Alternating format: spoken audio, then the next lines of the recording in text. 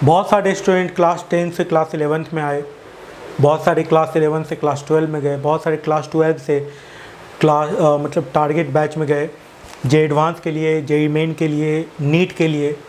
और जब वो शुरू में जब किसी क्लास से किसी क्लास में जाते हैं तो बहुत ज़्यादा मोटिवेटेड रहते हैं, बहुत उनमें जिज्ञासा रहती है किसी भी चीज़ को सीखने का।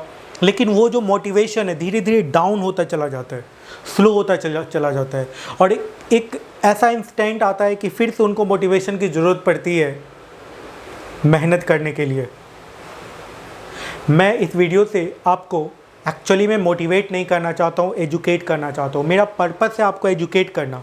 यदि आप एजुकेट हो गए तो आपका जो रियल लाइफ का एक्टिविटी है वो कुछ ऐसा हो जाएगा कि लोग आपको सेल्फ मोटिवेटेड पर्सन करने लगेंगे। और मेरा यही उद्देश्य है कि आप एजुकेट हो जाएं मेहनत के प्रति, और आप अपने जो भी आपका ड्रीम है, जे एडवांस है, जे मेन में अच्छा रैंक लाना है और नीट क्वालिफाई करना है, जो भी आपका ड्रीम है उसमें आप बहुत अच्छा कर पाएँ। अपनी बातों को मैं एक छोटी सी स्टोरी के साथ रखना चाहता हूँ। एक आदमी था जिसने कभी मूवी नहीं देखी थी और उसका मन था कि एक मूवी देखा जाए। तो वो क्या किया, पहले उसने पता किया कि वो जिस टाउन में रहता है उस टाउन का सबसे अच्छा सिनेमा हॉल कौन सा है। ओके, और फिर उसने उस सिनेमा हॉल का सबसे कॉस्टली जो टिकट होता है वो लिया। ठीक है, अब वो जैसे ही उस सिनेमा हॉल में इंटर करता है, मूवी हॉल में इंटर करता है, जैसे आप फन सिनेमा गए होंगे और भी कई होते हैं, मैं फन सिनेमा का एडवर्टीजमेंट नहीं कर रहा हूँ एक्चुअली। तो क्या हुआ कि वो जैसे ही सिनेमा हॉल में इंटर करता है तो सामने देखता है कि पॉपकॉर्न मिल रहा है और भी बहुत कुछ चिप्स वगैरह मिल रहे हैं, बहुत सारे स्टफ़ मिल रहे हैं। ठीक है, वो सोचता है कि पहले कुछ थोड़ा सा खा पी लिया जाए उसके बाद जाया जाए। ठीक है, तो उसने चिप्स खाया और भी कुछ नारियल पानी, जो रियल ना हो उसको नारियल कहते हैं। तो एक्चुअली ऐसा कुछ वो खाने लगा, पीने लगा, और इस क्रम में पता चला कि वो अपने जो उसकी मूवी का जो टाइम था, ठीक है, वो इतना खो गया क्योंकि वो कभी मूवी हॉल गया नहीं था तो उसको पता नहीं था। तो बाहरी चीज़ों में इतना खो गया कि पूरा का पूरा मूवी ख़त्म हो गया और उसको फिर अंदर से भीड़, सिनेमा हॉल से बाहर भीड़ आज निकलती हुई दिखाई दी। उसको पता चला कि फ़िल्म समाप्त हो चुका है। ठीक है, तो मैं एक बात बताना चाहता हूँ कि आप जो सोचते हैं कि आपको ये करना है वो आप कर नहीं पाते, क्योंकि आप जो बाहरी चीज़ है उसमें खो जाते हैं कहीं ना कहीं। क्योंकि आप कोई भी, चाहे कोचिंग इंस्टीट्यूट्स ज्वाइन करते हैं, एक आपके पेरेंट्स चाहते हैं कि आप बहुत अच्छे कोचिंग इंस्टीट्यूट्स में पढ़ें। ठीक है, तो आप जो भी कोचिंग इंस्टीट्यूट्स ज्वाइन करते हैं, आप जब स्कूल में जाते हैं, ठीक है, तो जब हायर क्लासेस में जाते हैं तो उस हायर क्लासेज में भी बहुत सारा ऐसा चीज़ होता है जो इंटरटेनमेंट के लिए होता है। तो आप इंटरटेनमेंट करते हुए रह जाते हैं और समय बीत जाता है और फिर पता चलता है कि अब तो एग्जामिनेशन आने वाला है। एक ऐसा सिचुएशन आता है और आप उस सिचुएशन में फंस जाते हैं। मैं उस सिचुएशन को पहले ही आपको अवगत कराना चाहता हूं कि एग्जामिनेशन आने वाला है, आपको प्रिपरेशन करना है, ऐसा प्रिपरेशन करना है कि आप क्वालिफाई कर जाएं।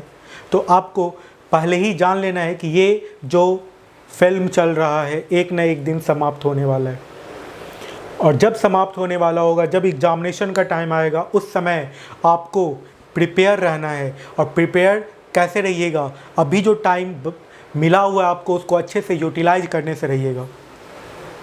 और अभी के टाइम को यूटिलाइजेशन करने का मतलब है कि आपके पास जो 24 आवर, प्रत्येक दिन में जो 24 आवर मिलता है उसको अच्छे से बांटें।